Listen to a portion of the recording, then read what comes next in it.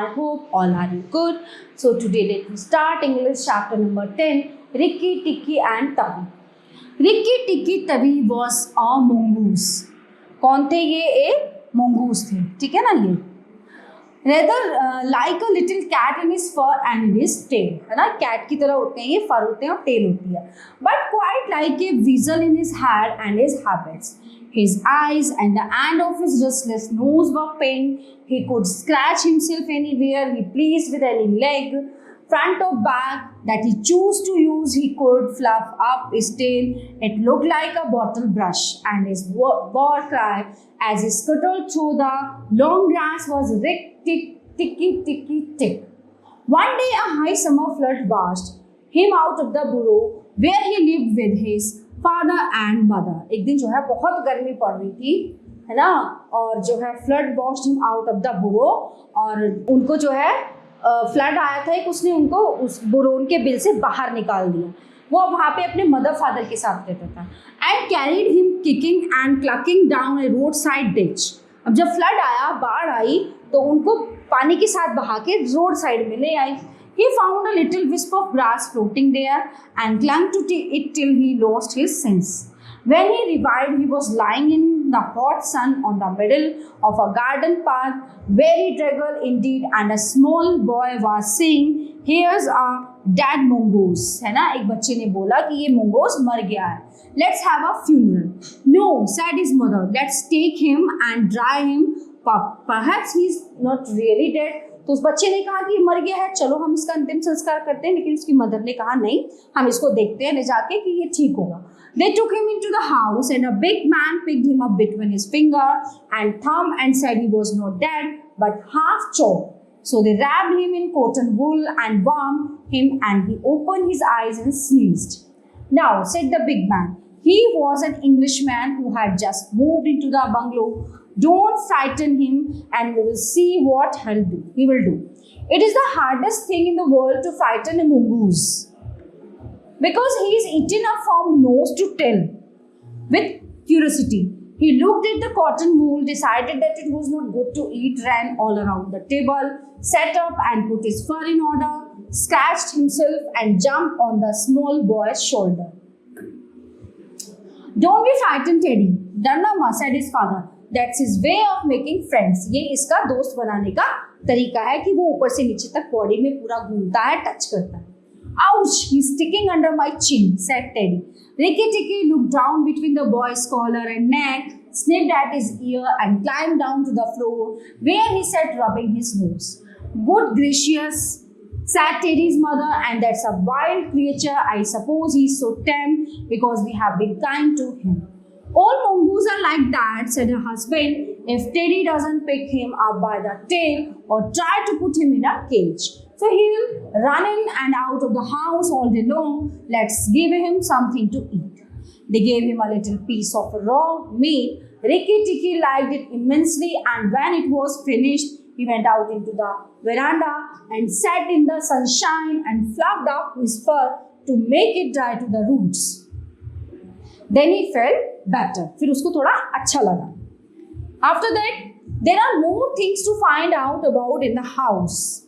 He said to himself that all my family could find out in all their lives. I shall certainly stay and find out. He spent all that day roaming over the house.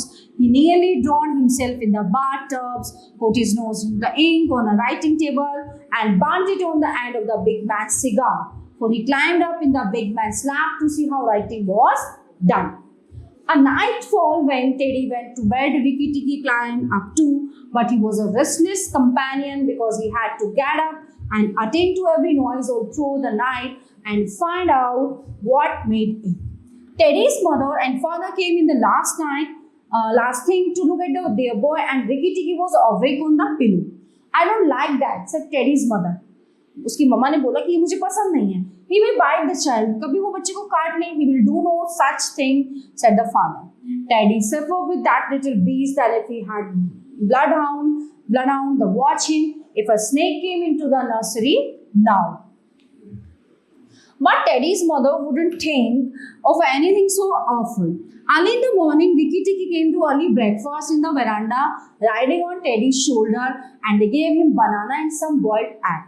And he sat on all their laps, one after the other, because every well brought up mongoose always hopes to be a house mongoose someday and how have rooms to run about in. Then Rikki-Tikki went out into the garden to see what was to be seen. It was a large garden, only half cultivated. Rikki-Tikki licked his lips. This is a splendid hunting ground, he said, and his tail grew bottle brushy at the thought of it, and he scuttled up and down the garden, sniffing here and there. Suddenly, from the thick grass at the foot of the bush, there came a low hiss, a horrid cold sound that made Rikki-Tikki jump back to clear feet. Then, inch by inch out of the grass rose up the head of Nag, the big black cobra, and he was 5 feet long from tongue to tail.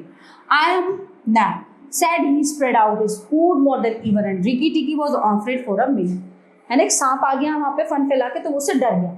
But it is impossible for a mongoose to stay frightened for any length of time. And though Rikki-Tikki had never met a live cobra before, वो छोटा बच्चा था, वो पहले कभी उसने cobra देखा नहीं, वो कभी मिला नहीं उससे. Okay, so his mother had fed him on dead ones, and he knew that all ground mongoose business in life was to fight and eat snakes. That knew that too, and at the bottom of his cold heart, he was afraid. He knew that mongoose in the garden meant death sooner or later for him and his family, but he wanted to get Rikki-Tikki off his guard. He had seen Nagina, so he dropped his head and little and put it on one side. Let us talk, he said.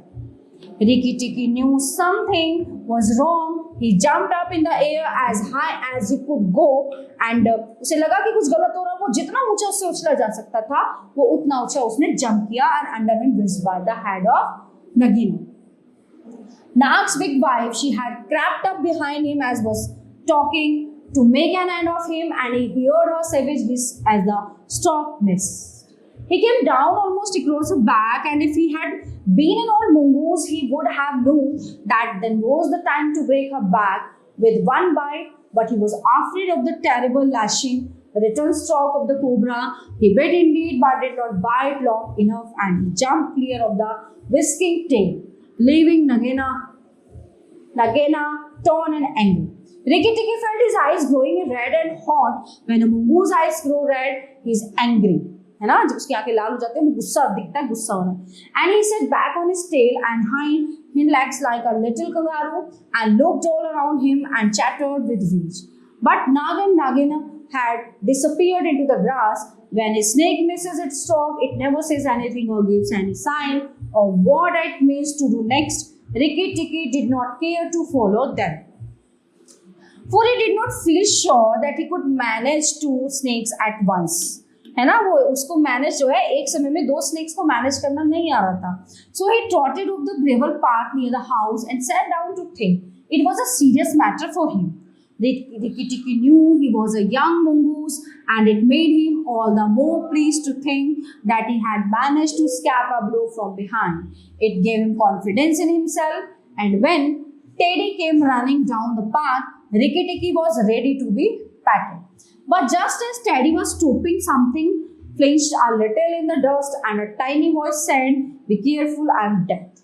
It was Kridha, the dusty brown snake that lies on the dusty earth, and his bite is as dangerous as the cobra's, but he is so small that nobody thinks of him, and so he does no more harm to people. Rikki-Tikki's eyes grew red again, and he danced up to Kridha, looking for a good place to hold. Kridha struck out. Rikki jumped sideways and tried to run in, but the big little dusty grey had lashed within a fraction of his shoulder, and he had to jump over the body, and the head followed his heels close. Teddy shouted to the house, "Oh, look here! A mongoose is killing a snake," and Rikki-Tikki heard a scream from Teddy's mother. His father ran out with a stick, but by the time he came up, Kridha had lunged out once too far, and Rikki-Tikki had sprung jump on the snakes. Back dropped his head from between his paws, legs biting as high up the back as he could get hold, and rolled away. That bite paralyzed Creed, and Rikki-Tikki was just going to eat him up from the tail. After the custom of his family at dinner, when he remembered that a full meal makes a slow mongoose, and he wanted all his strength and quickness ready, he must keep himself thin. He went away for a dust bath under the castor oil bushes while Teddy's father beat the dead crate. What is the use of that? Thought Rikki-Tikki have settled it all. And then Teddy's mother picked him up from the dust and hugged him, crying that he had saved Teddy from death. And Teddy looked on with bad, scared eyes. Rikki was truly enjoying himself. That night, Teddy carried him off to bed and insisted on Rikki-Tikki sleeping under his chin. Rikki-Tikki was too well bred to bite or scratch, but as soon as Teddy was asleep, he went off for his nightly walk round the house. The house was as still, but the thought he could just catch the faintest scratch in the wall, a noise as faint as that of a wasp walking on a window, and the dry scratch of a snake's scales on brick wall. That's Nago, the Nagin, he said to himself, and he is crawling into the bathroom through his stall of Teddy's bathroom, but there was nothing there. And then to Teddy's mother's bathroom, at the bottom of the smooth plaster wall, there was a brick pulled out to make a sluice for the bath water as Rikki-Tikki stole in by the masonry curve where the bath is put. He heard Nagin whispering together outside in the moonlight. When the house is empty, or people said Nagin to her husband, he will have to go away, and then the garden will be our garden, and the garden will be our own again. Go in quietly and remember that the big man who killed Kridha is the first one to bite. Then come out and tell me, and we will hunt for Rikki-Tikki together. I will kill the big man and his wife and the child if I can, and come away quietly. Then the bungalow will be empty and Rikki-Tikki will go sad now. Rikki-Tikki tingled all over with rage and hated at this, and then Nag's head came through the sluice and his 5 feet of cold body followed it. Angry as he was, Rikki-Tikki was very frightened as he saw the size of the big cobra. I shall wait here till he come. Nagin, do you hear me? I shall wait here in the cool till daytime, said Nag. There was no answer from outside. So Rikki-Tikki knew Nagin had gone away. Rikki-Tikki stayed still as death. After an hour began to move muscle by muscle toward the jar. Nag was asleep and then he jumped. The head was lying a little clear of the water jar under the curve of it, and as his teeth met, Rikki braced his back against the bulk of the red earthware to hold down the head. He was better to and fro as a rat is shaken by a dog, to and fro on the floor, up and down, and round in great circle, but his eyes were red, and he held on as the body right over the floor, upsetting the tin diaper and the soap dish and the flash brush, and bang against the tin side of the bath. As he held the close his jaw tighter and tighter, for he made sure he would be banged to death. And for the honor of his family, he preferred to be found with his teeth locked. He was dizzy, etching, and felt shaken to pieces when something went off like a thunderclap just behind him. A hot wind knocked him senseless, and red fire stained his fur. The big man had been wakened by the noise and had fired both barrels of a shotgun into Nag just behind the hood. Rikki-Tikki held on with his eyes shut, for now he was quite sure he was dead. But the head did not move, and the big man picked him up and said, "It is a mongoose again." Alice, the little chap, was saved our lives now. Then Teddy's mother came in with a very white face and saw that was laughed off Nag, and Rikki-Tikki dragged himself to Teddy's bedroom and spent half the rest of the night and shaking himself tenderly to find out whether he was really broken into 40 pieces as he fancied. कम से कम 40 piece किए थे उसने. When morning came, he was very stiff, but well pleased with his doings. Without waiting for breakfast, Rikki-Tikki raced for the end of the melon patch near the wall. There in the warm litter about the melons, very cunningly hidden cunningly hidden. He found 25 eggs, but with skin stayed of shell. I was not a day too soon, he said, for I could see the baby cobras curl up inside the skin, and he knew that the minute they were hatched, they could each kill a man or a mongoose. He bit off the tops of the eggs as fast as he could, taking care to crush the young cobras and turn over the litter from time to time to see whether he had missed any. Coming back into the garden, Rikki-Tikki saw Nagin going toward the house and into the veranda, and oh, he had to be quick. She meant killing. Teddy and his mother and father were there at early breakfast, but Rikki-Tikki saw that they were not eating anything. They sat stone still and their faces were white. Nagin was coiled up in the matting by Teddy's China, within easy striking.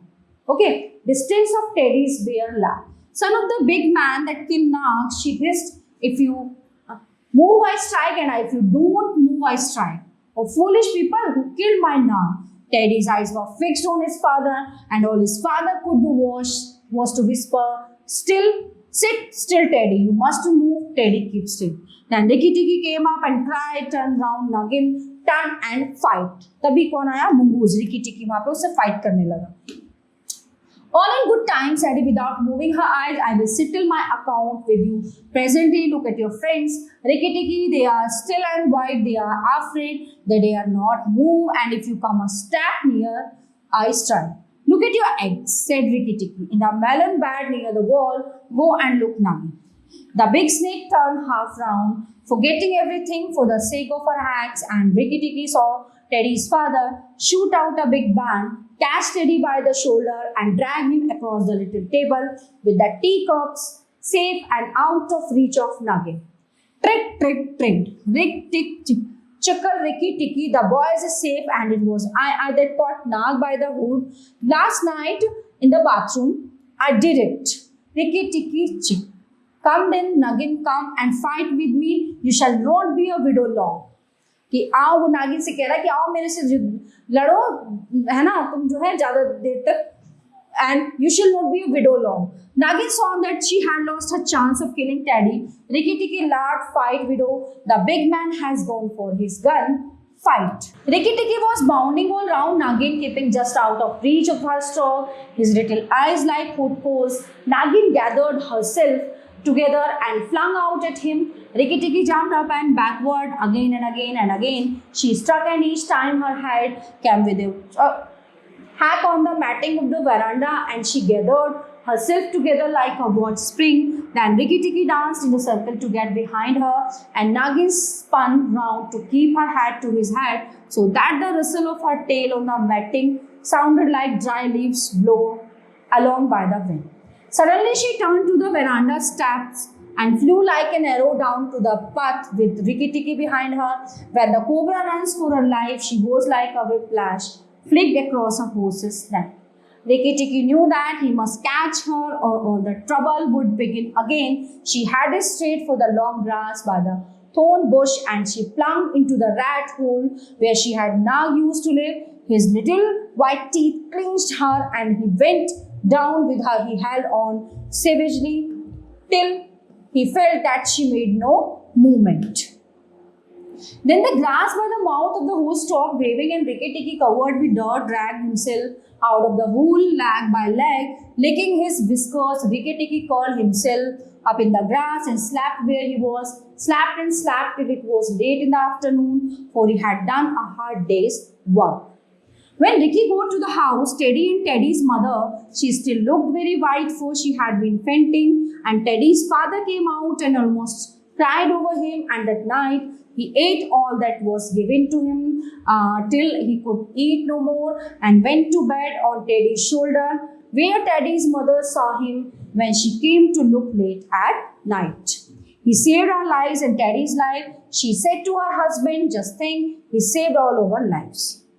Rikki-Tikki woke up with a jump, for all the mongooses are light sleepers. Oh, it's you, said he. What are you bothering for? All the cobras are dead, and if they were not, I'm here. Rikki-Tikki had a right to be proud of himself, but he did not grow too proud, and he kept that garden as a mongoose should keep it, with tooth and jump and spring and bit, till never a cobra dare show its head inside the walls. So it is the end of Nag और Nagi. और किसने? एक छोटे से mongoose. So everyone, the chapter is in here. I hope you all are very well understand full chapters. So we will meet to the next class. Thank you everyone.